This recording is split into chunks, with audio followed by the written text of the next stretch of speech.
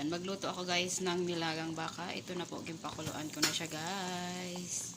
Ayan, nilagay ko na ang aking onion, buong paminta. Ang mga ano guys, ang mga gabula-bula yan guys, kinuha ko siya guys. Ay. Siya ng pityo. Tapos, ilagay ko na guys ang aking patatas.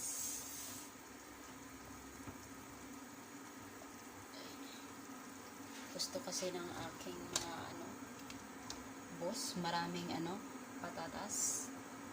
Nang sabaw kanina guys, gimpakulaan ko lang siya ng konti. Tapos, ko siya gintapon. Tapos, nagpakulo ako ulit. Yan, ito na siya guys, ang ating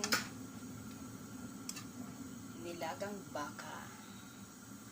Nakatikim na ba kayo guys ng may kamote?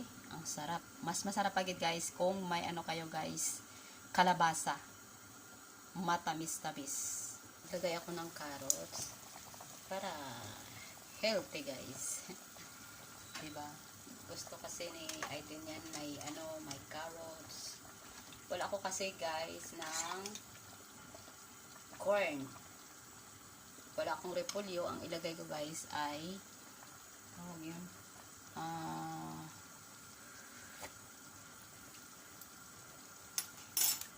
litos. Tapos ilagyan ko siya guys ng kamote. Wala ko kasi wala ko kasing tawag yun. Kalabasa, squash, kamote ilagay natin guys. Masarap kasi kung may sana may kalabasa. Nakatry na ba kayo guys na may kalabasa ang inyong nilagang baka o nilagang baboy, nilagang manok? Siyempre tikman natin.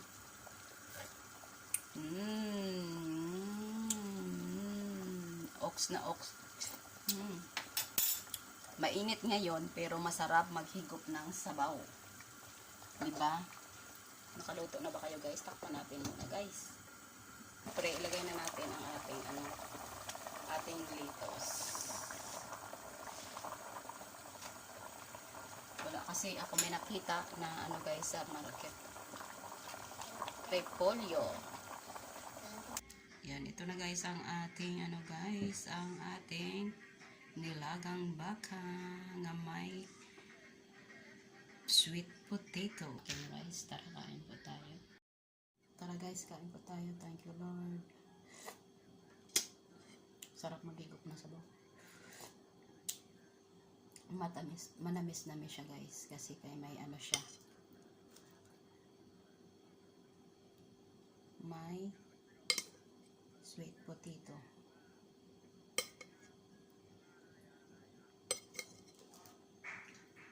Yan, tara guys, kain po tayo guys. Anong sudaan nyo guys?